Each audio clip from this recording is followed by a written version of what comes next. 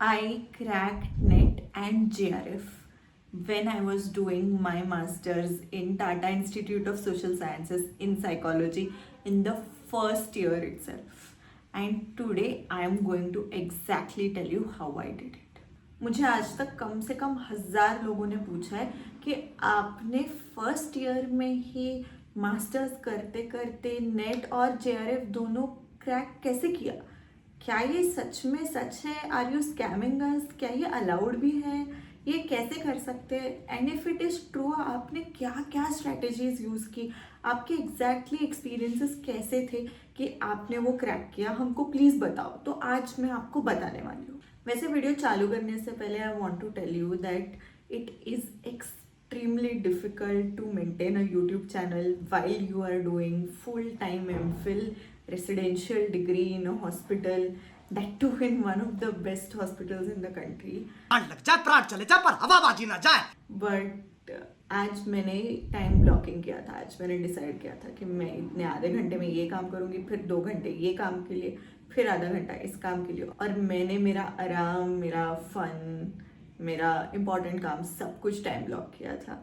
So this time that I am giving right now 4 to 4:30 is blocked for video shooting, and that is the only way how I am able to do this. I am so glad that this thing is allowing me freedom to make videos for you, and you should check that concept out. I think it will help you a lot also. और भाई MPhil करते करते YouTube channel maintain करना कोई मजाक नहीं है। मतलब बहुत एफर्ट लगता है, और नया नया सोचना, आइडिया निकालना, स्क्रिप्ट बनाना, अपने एक्सपीरियंसेस को रॉ वे में आपके साथ बात करना, ये बिल्कुल मजाक नहीं है। तो if you get benefit from this channel, I think you really should subscribe to it. एक तो उससे मुझे वैलिडेशन मिलेगा, और दूसरा आपने चैनल के कभी वीडियोस देखे हैं? मतलब it's just a gold mine of strategies, mindset, of opportunities. आप अगर साइकोलॉजी स्टूडेंट हो और आपने चैनल नहीं देखा अभी तक, चैनल को बिंज नहीं किया अभी तक, तो why are you missing out on shit? Anyway, without further delay, let us get started. Hi everyone, welcome back to my channel. I am Sanika and you are watching Psycho Didi. And today we are going to talk about how I managed to clear UGC NET and JRF while I was doing masters in Tata Institute of Social Sciences, MA Applied Psychology in my first year itself. सबसे पहले तो ये समझ लेते हैं कि masters में होते हुए नेट जेआरएफ क्लियर करना ये लीगल है कि नहीं, और तुम फर्स्ट ईयर में ये कर सकते हो कि नहीं। तो जी हाँ, तुम ये कर सकते हो। क्यों? क्योंकि according to the eligibility you should have completed masters to get qualified for NET और JRF. But if you are appearing also, if you are appearing for the final exams also, you can attempt NET or JRF. But NTA का ये rule है कि अगर आप appearing हो तो आप 2 साल में आपका सर्टिफिकेट दिखा सकते हो।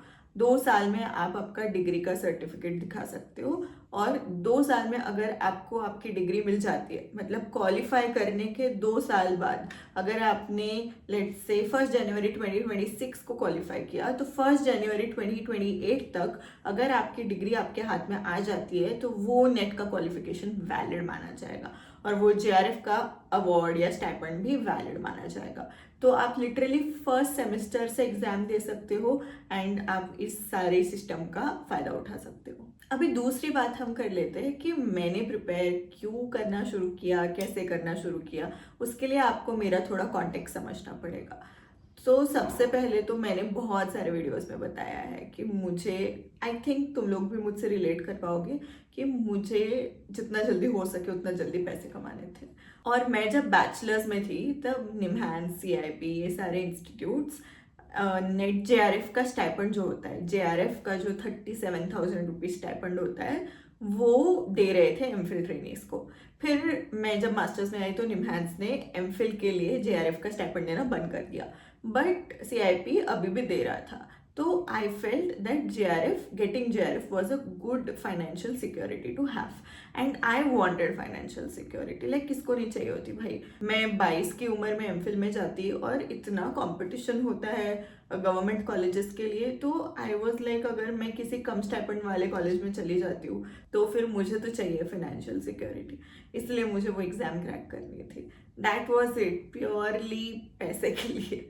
अरे भाई.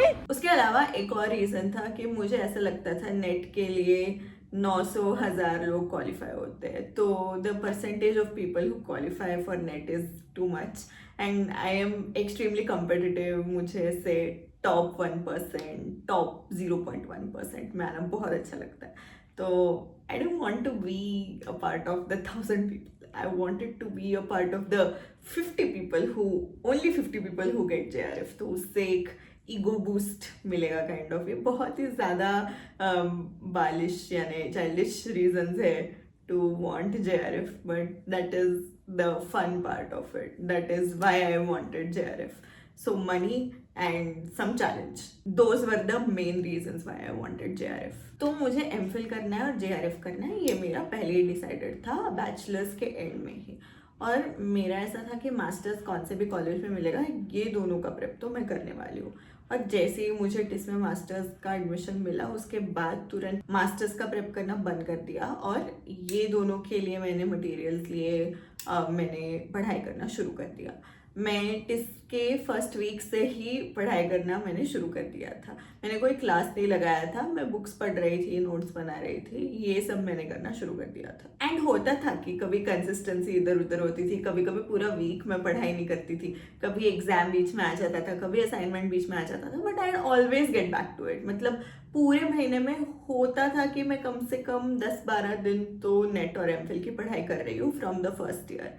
और वो पढ़ाई MCQ वाली या एग्जाम वाली नहीं होती थी, वो पढ़ाई होती थी नॉलेज गेन करने के लिए, थोड़ा कंसिस्टेंसी बिल्ड करने के लिए, पढ़ाई की आदत लगने के लिए मैं पढ़ाई करती थी, just for the sake of it, just to satisfy my curiosity, to feel like yes I can sit for hours and yes studying comes naturally to me. To do that I would study a lot. ऊपर से देखो मैं कुछ zero से नहीं शुरू कर रही थी, मैं स्क्रैच से नेट JRF की पढ़ाई शुरू कर रही हूँ. ये बोलना शायद गलत होगा क्योंकि I had prepared for Delhi university entrance for my masters. I had prepared so difficult questions for TISCA interview and for Christ interview. I had gotten into Christ Clinical Psychology Bangalore campus. So I had prepared a lot for masters, you know, and I was taking all of that with me and I was just continuing it for first year of masters and then for second year of masters. तो ये तो मेरे masters के prep का एक disrespect होगा अगर मैं बोलूँगी कि मैं पढ़ाई स्क्रैच से शुरू कर रही थी. तो अभी तुम लोगों को ये सारा बैकग्राउंड पता है, इसके साथ मैं तुमको 4-5 चीज़ें बोलूँगी जो मैंने की जिससे मुझे ऐसा लगता है कि मेरा नेट और JRF दोनों फर्स्ट ईयर के एंड में ही क्वालिफाई हो गया. अबे जल्दी बोल, कल सुबह पनवेल निकलना है. याद रखना ये मुझे अप्लाई किया था, हो सकता है आपको अप्लाई करेगा या नहीं करेगा, हो सकता है आपको मुझसे ज़्यादा एफर्ट डालना पड़ेगा या मुझसे कम एफर्ट डालना पड़ेगा, या आपका बस ऐसे ही आँख बंद करके एग्जाम दे के भी हो जाएगा, कुछ भी हो सकता है. तो ये बस एक स्टोरी की तरह सुनना, अपने आप को 100% ये लागू करेगा ही, इसका जिद मत पकड़ना. One of the biggest thing that help me was luck and privilege, जो हम में से किसी के भी हाथ में नहीं होता. Privilege of money to buy coaching class for NET JRF preparation. मैंने अनअकैडमी का कोचिंग 1 साल के लिए खरीदा था. और उसके अलावा दूसरा प्रिविलेज ये था कि मैं जब एग्जैक्ट मेरा एग्जाम फोकस्ड प्रेप करना मैंने शुरू किया था तब मैं सेकेंड सेमेस्टर में थी. सेकेंड सेमेस्टर में ना टिस में फील्ड वर्क शुरू हो जाता है, और जब फील्ड वर्क शुरू होता है तो फील्ड वर्क जनरली रात तक नहीं होता. क्लासेस फिर भी शाम को 4-5-6 बजे तक चलती है. कभी कभी फील्ड वर्क 12-1 बजे तक भी ख़त्म हो जाता था. जो स्कूल्स का फील्ड वर्क था, सेकेंड सेमेस्टर में एक प्लेसमेंट स्कूल में होती है, एक प्लेसमेंट हॉस्पिटल में होती है, तो OPD भी 2 बजे तक ख़त्म हो जाती थी और स्कूल वाला फील्ड वर्क भी 1-1.5 बजे तक ख़त्म हो जाता था. तो you can see that I had 2 days in a week where after field work I had almost 70% of the day to myself. तो I also had privilege of time. And apart from those days, उसके अलावा I guess 3 days we had classes, ऊपर से Saturday Sunday भी of रहता था. So then also I had privilege of time. I know if you have heard by students who are studying in TIS or who are studying in Christ. They will say कि नहीं time ही नहीं मिलता, बहुत hectic है, बहुत hectic है, बहुत hectic है, असाइनमेंट्स करने पड़ते हैं, फिर हर 4 दिन में सबमिशन होता है, प्रेजेंटेशन होता है, फिर डेटा कलेक्शन शुरू करना होता है, सेकेंड सेमेस्टर में प्रपोजल प्रेजेंटेशन भी होता है, और ये सब बहुत ही स्क्रूटिनाइज होते हो तुम, बार बार बार बार बहुत स्क्रूटिनाइज होते हो. बट अगर तुम ऑब्जेक्टिवली देखो तो ऐसे नहीं है कि 24 घंटे पैक हो जाते हैं. बहुत सारा टाइम हमारा स्क्रॉलिंग में, लोगों के साथ बाहर जाने में, इधर उधर कुछ कुछ करने में चला जाता है. You will see that many of you have the time, it's just going in unnecessary things, but it is still a privilege because some of you genuinely don't have the time. You have to cook by yourself, you have to adjust your space with a lot of other people who will not let you study. You probably have a lot of other commitments that you really have to take care of your family members or whatever. So that is why I am considering it a privilege. तो पहले मैं accept कर लेती हूँ कि भाई मेरा privilege था और उसके वजह से मुझे बहुत फ़ायदा हुआ. दूसरा जो पॉइंट मैंने बोला वो है लक. तुम कितना भी बोलो कि मैंने बहुत हार्ड वर्क किया, मैंने ये पढ़ाई की, वो पढ़ाई की, वो पढ़ाई की, वो एग्जाम के दिन पे क्वेश्चन कौन से आते हैं, तुम्हें वो क्वेश्चन आएगा कि नहीं, कट ऑफ कितना जाएगा, ये सब लक पे डिपेंडेंट है. और लक के वजह से तुम्हारे 2 मार्क्स ज़्यादा या कम हो सकते हैं, जिससे आपका JRF डिसाइड होगा या नहीं डिसाइड होगा. मेरे टाइम पे कट ऑफ 216 था. 216 अभी के कंपैरिजन में तो बहुत कम कट ऑफ है, क्योंकि मेरे टाइम पे पेपर बहुत डिफिकल्ट था. And guess how many marks I got 216. General category का JRF का कट ऑफ 216 था and I got 216. So I consider myself extremely lucky. But एक चीज़ ध्यान रखना बहुत नेसेसरी है. अगर तुम एज वाले सिचुएशन पे हो तो luck can get you out of that and luck can help you cross that bridge. But अगर तुम एज से काफ़ी दूर हो, मतलब तुम्हारी प्रैक्टिस ही इतनी बुरी है कि तुम्हें 200 से आगे ही नहीं मिल रहे हैं, अगर तुम ऐसे सिचुएशन में हो तो लक कुछ नहीं कर सकता. लक भी उसका ही साथ देता है जो अपने आप पे काम करने को तैयार है. अभी मेन चीज़ों की बात कर लेते हैं जो अपने हाथ में है, जैसे मेहनत, consistency, not letting procrastination win, वो सारी चीज़ें. तो तीसरी सबसे इम्पॉर्टेंट चीज़ जो मैंने की वो है कि मैंने जिद नहीं की that I should study in very focused bits of 2 to 2 hours. I did not make it a compulsion for myself to sit and study elaborately for 1.5 to 2 hours. I didn't do it. I just decided कि मुझे जितना time मिलेगा, मुझे late से local में आते जाते अगर मुझे बैठने को जगह मिल रही है और मुझे आधा घंटा टाइम मिल रहा है, तो I just take out my notebook and I do 50 MCQs. मेरा उस दिन का जो भी टारगेट है वो सारे टारगेट को मैं 10-15 मिनट के बैचेस में डिवाइड कर देती थी, और जब भी मुझे 10 मिनट का गैप मिलता था मैं पढ़ाई करती थी. Between 2 lectures, if I have a gap of 1 hour of lunch break, I'll have lunch in 15-20 minutes and then I'll take those 40 minutes to study. बहुत बार जब 2 क्लासेस के बीच में एक क्लास नहीं होती थी तो बहुत सारे लोग बस आपस में बात करते थे, हैंग आउट करते थे, इधर उधर जाते थे.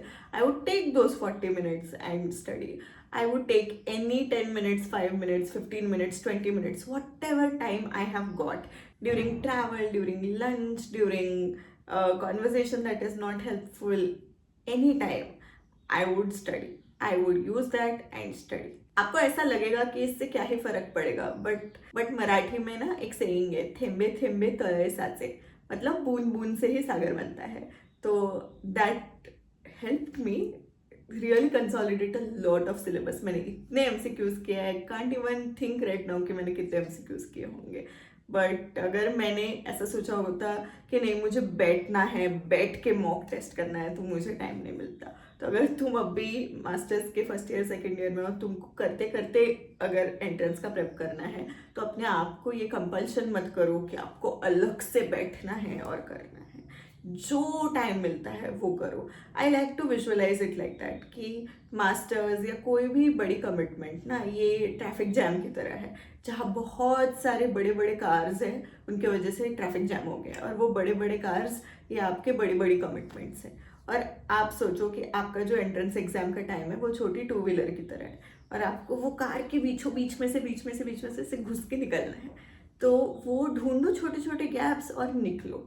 That is the best way to practice. The fourth thing that help me is having a to-do list made every day before sleeping for the next day. तो हर दिन एक दिन पहले मैं डिसाइड कर लेती थी कि मुझे कितना प्रेप करना है. इनफैक्ट मैं तो मंथली और डेली ये दोनों लिस्ट बनाती थी. मंथली एक बार मैं बैठ के डिसाइड कर लेती थी कि इतने यूनिट खत्म करने, इतने एमसीक्यू खत्म करने मोटा मोटा, और बेयर मिनिमम इतना तो करना ही है. और एवरी डे सोने से पहले I would make a realistic to do list, and I would also decide how many MCQs I will do, how many lectures I will finish watching, what I will watch, how I will watch on 2x, 1x, everything.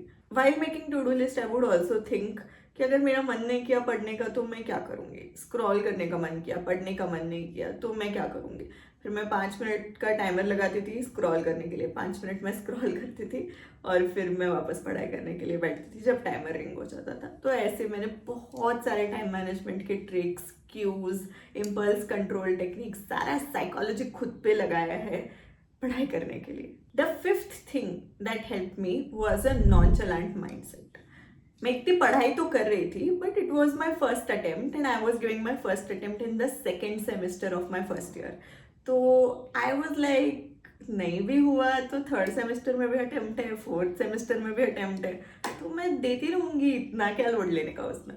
तो I was not that serious. It was not a do or die situation for me.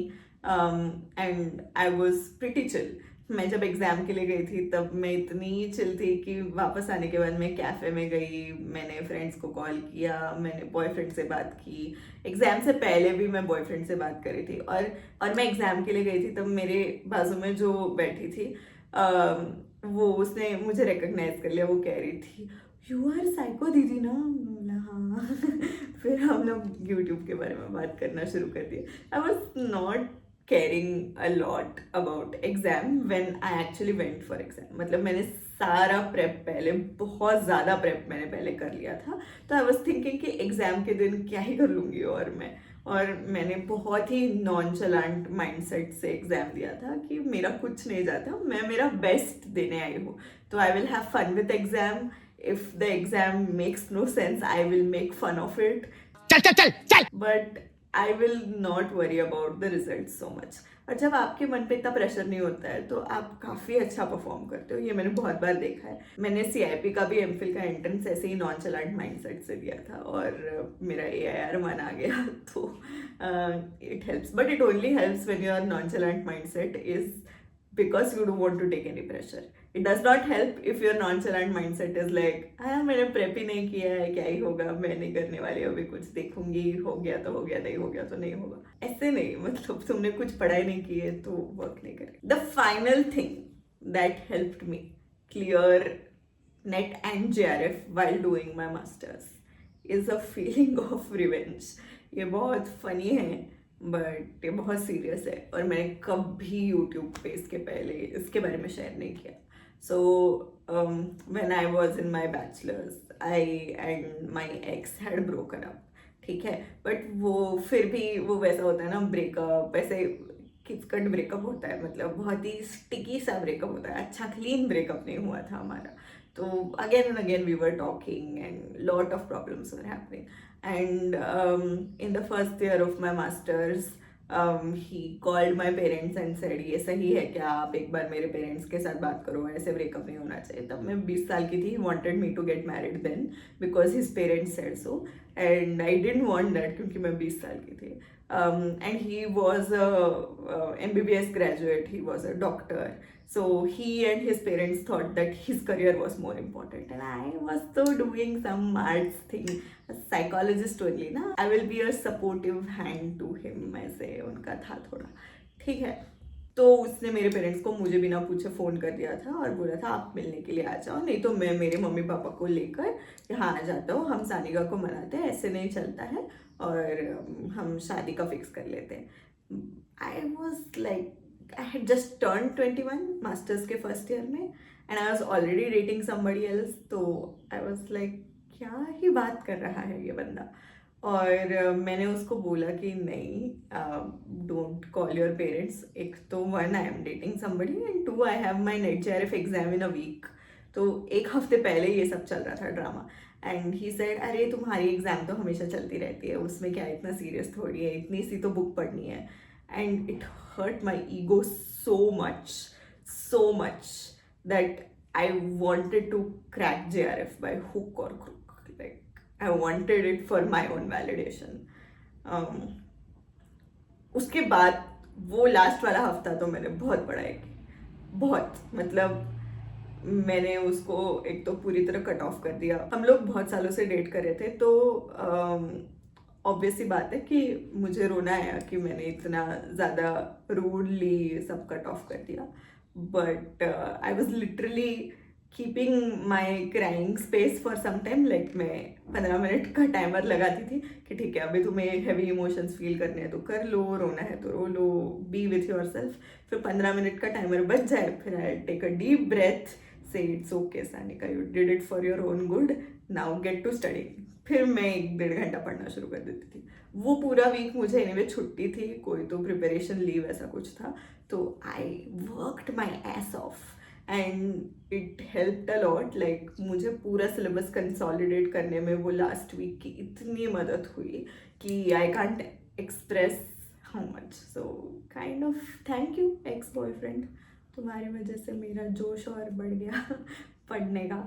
These were some quirky, funny, not so obvious reasons of why and how I cleared NetJRF while doing my masters in TISS. इससे तुम्हें realise होगा हर एक का अपना personal drama रहता है, उसको ही पकड़ के इंसान मीनिंग बनाता है, एम्बिशन बनाता है, गोल बनाता है। But if you are to take something from this video, I will ask you to take one very important thing. Be true to yourself. Know why you are doing what you are doing. Decide how much you are going to do. And whatever promise you make to yourself कि मैं ये करने वाली हूँ, keep that promise. जो भी prep करने वाले हो, keep that promise. If you fall off the track, come back. Don't break promises with yourself. उससे आपका आपके साथ का रिश्ता बहुत खराब हो जाएगा and you will not trust yourself in future to do anything important. I don't think NetJRF is the end of the world for career in psychology. There are so many things that you can do, but this is a big thing to achieve, and if you achieve this, it will create a lot of sense of validation for you. It will give you some confidence. It will help you by opening lot of opportunities for you. तो ये बहुत सारी बातें होंगी. यहाँ पे मैंने net क्या होता है, JRF क्या होता है, PhD कट ऑफ क्या होता है, क्या अपॉर्चुनिटीज़ है, क्या जॉब मिलेगा, ये सब की बातें नहीं की है क्योंकि ये वीडियो थोड़ा मेरे बारे में था. बट ऐसे बहुत सारे वीडियोज़ हैं जो मैंने बनाए हैं इस चैनल पे, इसलिए बोलती हूँ सब्सक्राइब करो यार और जाओ और देखो.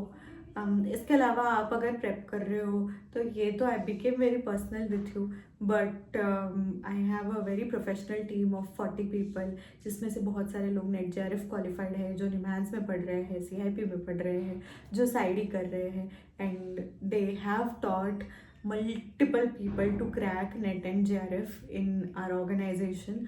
हम लोग अभी एक 3 महीने का क्रैश कोर्स कर रहे हैं जिसमें हम फास्ट पेस में आपका थियोरी रिवाइज करवाएंगे, फिर 2 क्लासेस होंगी जिसमें 150 MCQs करवाएंगे एवरी यूनिट बाय यूनिट, और हर वीकेंड पे मॉक्स होगा. तो आप लाइव रियल टाइम आपके बैचमेट्स के साथ compete करके देख सकते हो कि आप कहाँ स्टैंड करते हो, और आपके 2 पूरे रिविजन्स हो जाएंगे इस बैच में, इस 3 महीने के बैच में. तो आप अगर अभी ये वीडियो देख रहे हो, आपको जून का अटेम्प्ट देना है, तो this is a very good opportunity. एक बार आप डिस्क्रिप्शन में जाके एक बार लिंक पे बस क्लिक करके देख लो कि क्या है, और आप डिसाइड कर सकते हो कि आपको हमारे साथ प्रेप करना है कि नहीं करना. उसके अलावा मुझे कमेंट्स में बताओ आपको ये स्टोरी सुन के कैसा लगा, मोटिवेशन लगा कि सैड लगा, क्या लगा, वो सब मुझे बताओ. I really want to listen to the juicy stuff that you have to say. But till then, keep studying, keep watching my videos, and I will see you in my next video. Bye bye.